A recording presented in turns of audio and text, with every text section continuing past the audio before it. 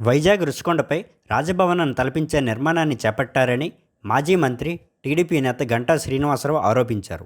ఈరోజు మధ్యాహ్నం ఆయన మీడియాతో కలిసి రుషికొండపై నిర్మించిన భవనాన్ని సందర్శించారు. రహస్యంగా 500 కోట్లు వెచ్చించి రాజ్మహల్ తలపించేలా మాజీ మంత్రి వైఎస్ జగన్మోహన్ రెడ్డి రుషికొండపై భవనాన్ని నిర్మించారని గంటా శ్రీనివాసరావు ఆరోపించారు. సైటు మొత్తం విస్తీర్ణం 61 ఎకరాలు కాగా అందులో 9.8 ఎకరాల్లో భవనాన్ని నిర్మించారని గంటా అన్నారు. కాగా ఈ భవనంలో మొత్తం 7 బ్లాకులు ఉన్నాయని, ఒక్కో బ్లాక్కి ఒక్కో పేరు పెట్టారని గంటా పేర్కొన్నారు. ఒక్కో హాల్ను అత్యంత విశాలవంతంగా నిర్మించారని, దీనితో ఈ భవనాన్ని హోటల్గా మార్చే అవకాశాన్ని సైతం లేకుండా చేశారని మండిపడ్డారు. అలాగే అత్యంత రహస్యంగా ఈ భవన నిర్మాణం ఎందుకు చేశారని ప్రశ్నించారు.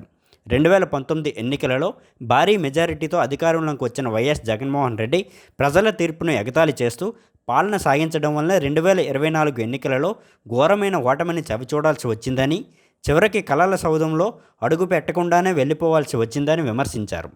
గతంలో రుషికొండపై హరిత రిసార్ట్స్ ఉండేవని, రిసార్ట్స్ ద్వారా దాదాపు ఏడాదికి 8 కోట్లకు పైగా ఆదాయం వచ్చేదని ఆయన తెలిపారు. అయితే గత ప్రభుత్వ హయాంలో మాజీ ముఖ్యమంత్రి వైఎస్ జగన్మోహన్ రెడ్డి రుషికొండపై ఉన్న హరిత రిసార్ట్ కూలదోసి కొండపై ఉన్న పచ్చదనాన్ని నాశనం చేసి అసత్యాలతో నిబంధనలకు విరుద్ధంగా ఈ భవనాన్ని నిర్మించారని గంటా ఆగ్రహం వ్యక్తం చేశారు. మొదటగా స్టార్ హోటల్ అని చెప్పిన జగన్ ఆ తరువాత ముఖ్యమంత్రి క్యాంప్ కార్యాలయం అని, ఆపై టూరిజం ప్రాజెక్ట్ అని చెప్పారని మండిపడ్డారు. అలాగే నిర్మాణానికి సంబంధించిన ఎస్టిమేట్లను కూడా గోప్యంగా ఉంచారని ఆరోపించారు.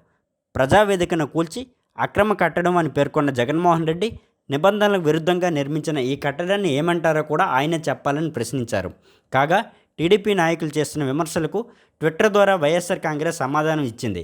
అది ప్రైవేటు ఆస్తులు కాదని, ఎవరి సొంతం కాదని తెలిపారు. విశాఖకు గత ప్రభుత్వం ప్రాధాన్యం ఇచ్చిందని, అందుకే అలాంటి భవనాలు నిర్మించిందని చెప్పారు. ఇక ఆ భవనాలను ఎలా వినియోగించుకోవాలనేది ప్రభుత్వ ఇష్టమని పేర్కొన్నారు. అలాంటి ప్రభుత్వ భవనాల్లోకి వెళ్ళి ఫోటోలు తీయించి వాటికి వక్రీకరణ జోడించి బురద జల్లాలని ప్రయత్నించడం వెనుక ఉద్దేశాలేంటో ప్రజలు గమనిస్తున్నారు. 1995 నుండి కూడా విశాఖపట్నం ఆర్థిక రాజధాని చంద్రబాబు ఊదరగొడుతూనే ఉన్నారు. ఇప్పటికీ 4 సార్లు ముఖ్యమంత్రి అయ్యారు.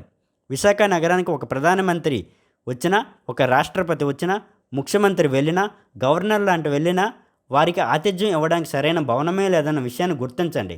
రుషికొండ రిసార్ట్స్ భవనాల్లోకి వెళ్ళి ఫోటోలు తీసి పైత్యం ప్రదర్శించడం వల్ల మీకు మానసిక తృప్తి కలుగుతుందేమో కానీ విశాఖపట్నం ప్రజలకు మేలు జరగలేదు అని వైఎస్ఆర్సీపీ అధికారికంగా ట్వీట్ చేసింది.